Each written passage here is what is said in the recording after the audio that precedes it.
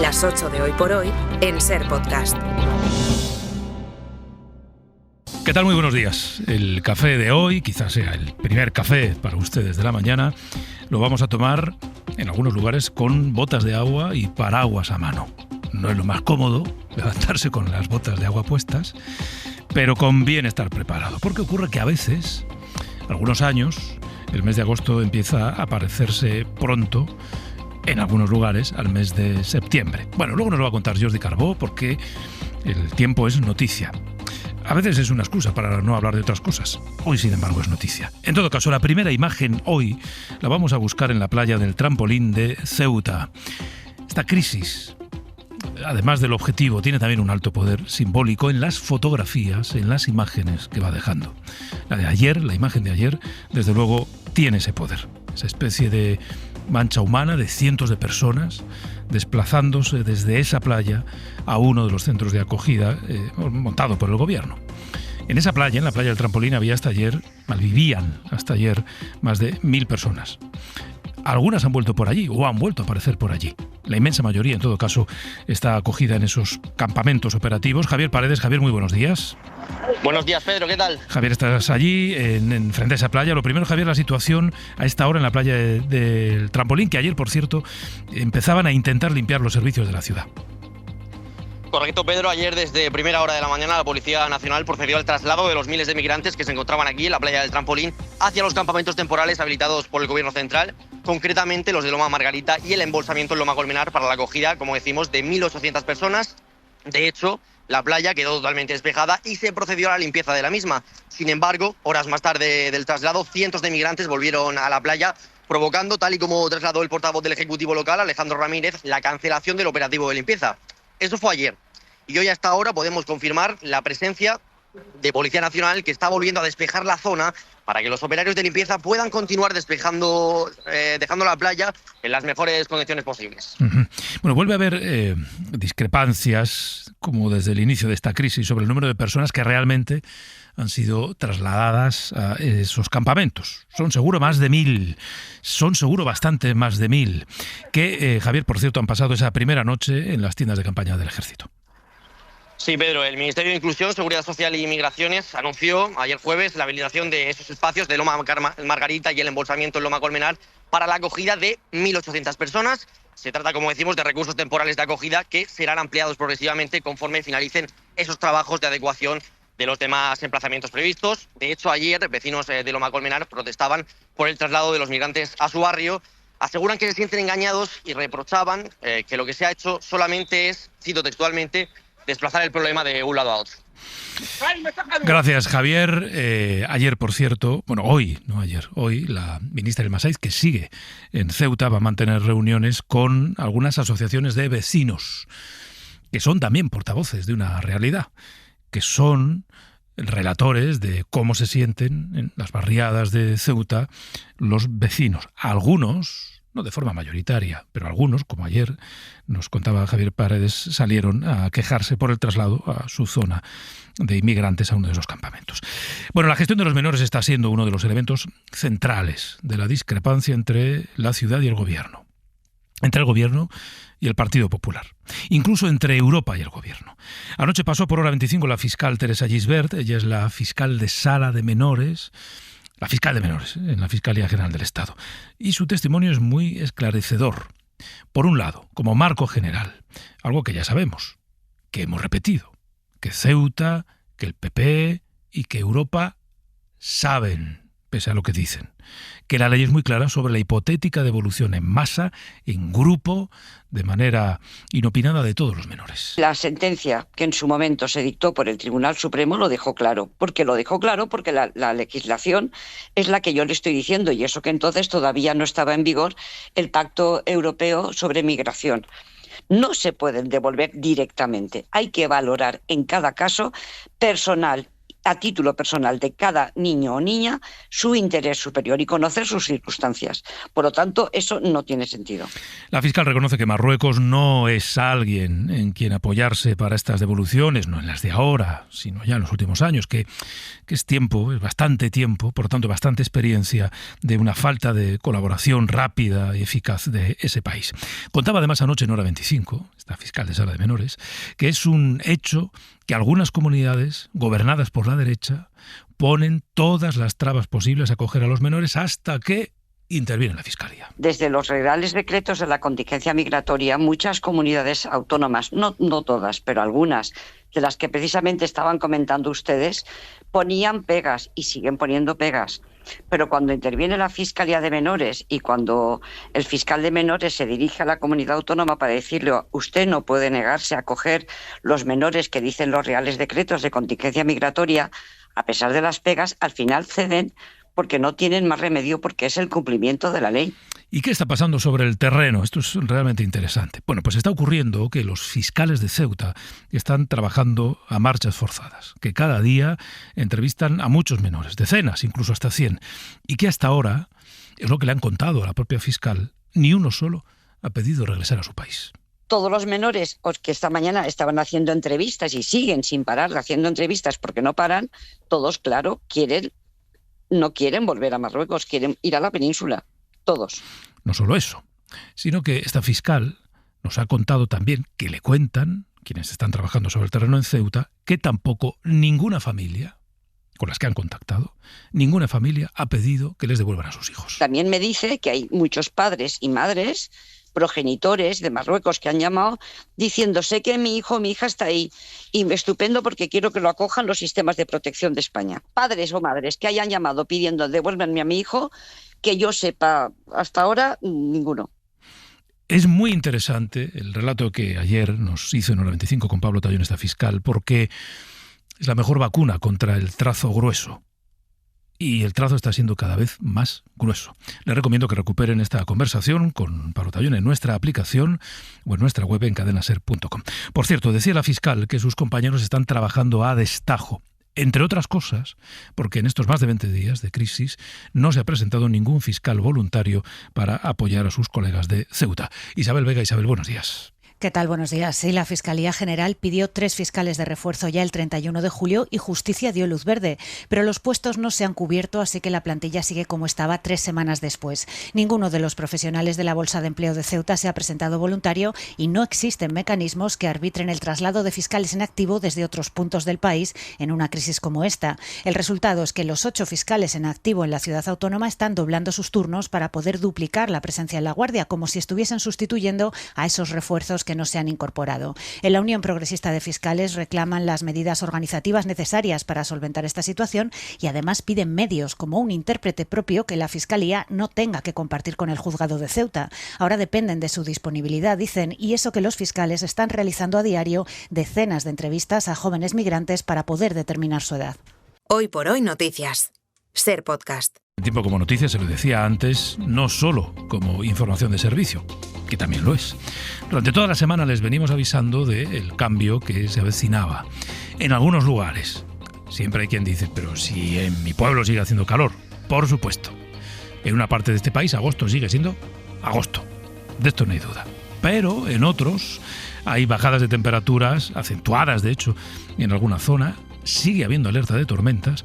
Ahora le vamos a contar lo que pasó ayer por la tarde en Valencia, pero antes Jordi Carbó. Jordi, muy buenos días. Buenos días. Hoy nos toca estar prevenidos por esas lluvias que se anuncian en algunas zonas del país y en otras incluso tener una chaquetilla para salir al menos a la calle a esta primera hora. Sí, aunque ya empieza a subir la temperatura, es lo que tú has dicho, es agosto y agosto pues es caluroso. Por mucho que baje la temperatura, la idea es que, claro, no tendrán nada que ver las temperaturas de esta recta final de la semana con las que hemos tenido prácticamente durante todo el verano. Hoy, por ejemplo, máximas de 30 a 35 grados, el pico será un momento durante la tarde, de manera que la mayor parte de horas estaremos alrededor de los 30 grados, con muchas horas de sol, y el fin de semana con temperaturas que empezarán a subir un poco las máximas, pero tampoco se llegarán a desmadrar, y las noches llegarán a ser frescas en el interior.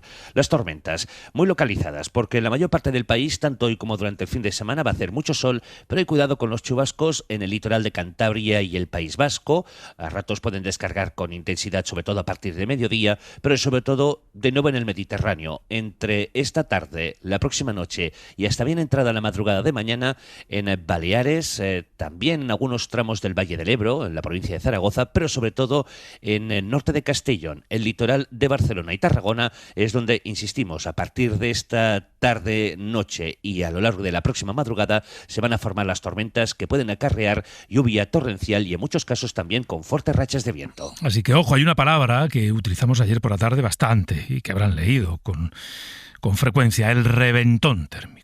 Las imágenes que llegaron ayer desde la provincia de Valencia, fundamentalmente, son muy llamativas. Manu Gil, Manu, buenos días. Buenos días. Reventón térmico es lo que se produce cuando una corriente de aire que baja con mucha fuerza desde una nube de tormenta llega al suelo. En lugares como Alzira se llegaron a rozar los vientos de 150 kilómetros por hora. Mireu quin remolino de aire, com ho tira tot.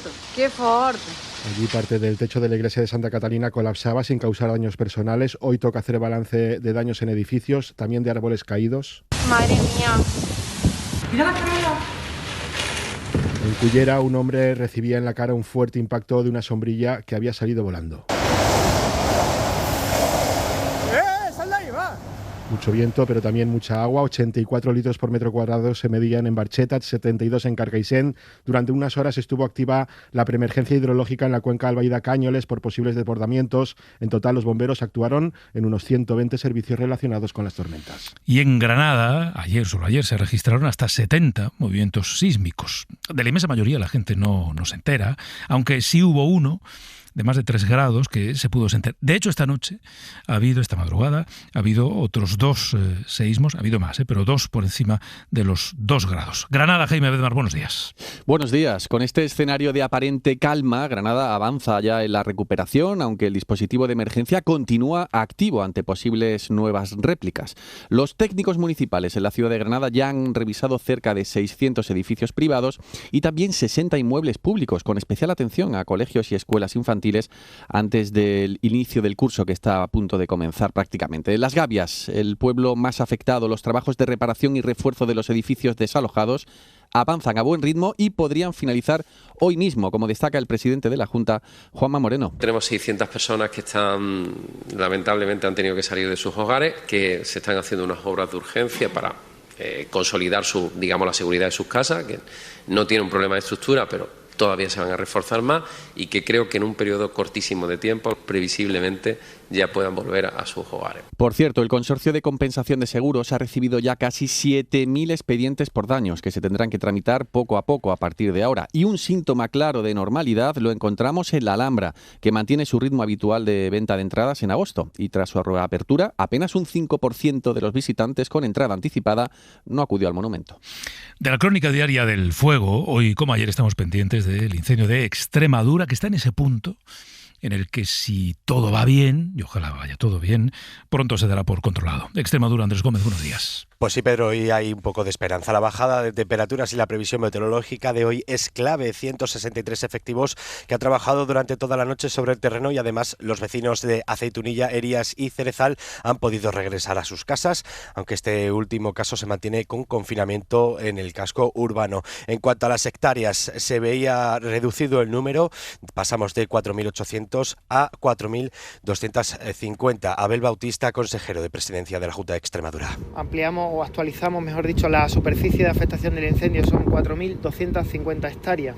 ¿Por qué de 4.800 pasamos a 4.250?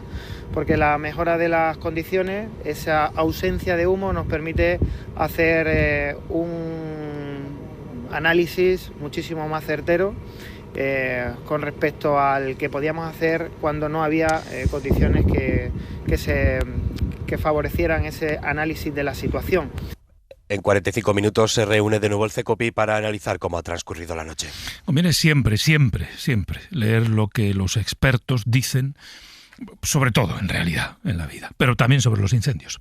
El último informe relevante que hemos conocido apunta a que sin medidas que nos ayuden a mejorar la protección, protección de los montes, de las zonas boscosas, en Europa podríamos ver cómo se triplican los incendios. Marina Fernández. Incluso reduciendo las emisiones, este estudio del Instituto de Potsdam para la Investigación del Impacto Climático proyecta una Europa pasto de las llamas por culpa del calor, la sequía y los fuertes vientos que genera el cambio climático.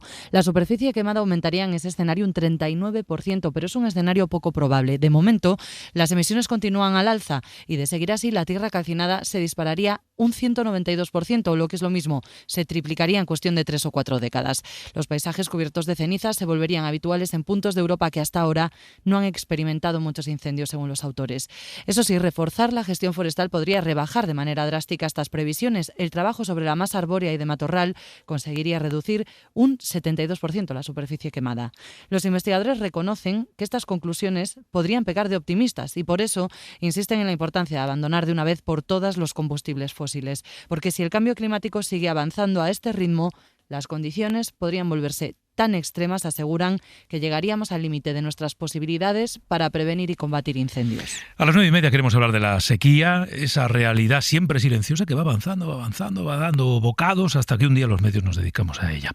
Esta mañana en Cantabria nuestros compañeros les están contando un informe técnico que describe las consecuencias ya de la sequía en los pastos, en la comida del ganado, en una comunidad que además es muy ganadera y allí eso es un problema. Santander, Hanna Sánchez, buenos días. Buenos días. La sequía ha reducido ya más de un 25% la producción forrajera en Cantabria y amenaza con prolongarse hasta octubre. El estudio se ha elaborado a partir de datos de la EMET y de simulaciones realizadas por el FIFA, por el Centro de Investigación y Formación Agraria. Los técnicos concluyen que todas las estaciones meteorológicas analizadas presentan indicadores compatibles con una situación de sequía agraria severa. Las mayores pérdidas se concentran en la comarca Pas-Siguña, donde la caída en la producción de forraje se estima en un 32%. También se registran afecciones significativas en la comarca costera, en el entorno de Reynosa y también en Tudanca y en Cabo Herniga. La consejera de Ganadería va a dar a conocer hoy un paquete de ayudas económicas al sector para compensar el gasto que están haciendo en la compra de alimento fuera de Cantabria. Hoy por hoy noticias.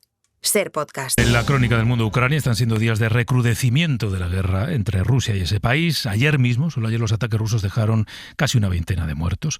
El ejército ucraniano está buscando autorización para poder utilizar drones equipados con sistemas de guiado de Starlink, de Elon Musk, para poder atacar bases de lanzamiento de misiles en territorio ruso. De hecho, bien adentro del territorio ruso. Ángel Villascosa. ¿Qué tal? Buenos días. Al menos 17 muertos y una treintena de heridos deja el ataque de ayer por la madrugada en uno de los ataques con drones y misiles más intensos desde que comenzó la guerra hace 4 años y medio. Hay un hospital infantil dañado y varios edificios residenciales afectados.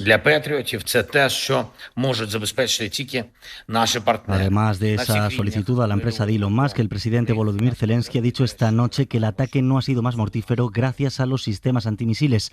Ha pedido a los aliados, concretamente a Estados Unidos, que le vendan más Patriots para poder defenderse. El líder ucraniano también ha anunciado que va a responder atacando a Rusia con fuerza y justamente. Bueno, esa es la situación que se vive allí, en ese escenario de guerra, mientras en el otro, en Irán, no hay grandes novedades esta noche. El tráfico en el estrecho de Hormuz es prácticamente inexistente y Trump intenta poner en marcha esa nueva fase para conseguir algo que no ha conseguido hasta ahora en todos estos meses de guerra, que es asfixiar al régimen iraní. Para no perderte ningún episodio, síguenos en la aplicación o la web de la SER, Podium Podcast o tu plataforma de audio favorita.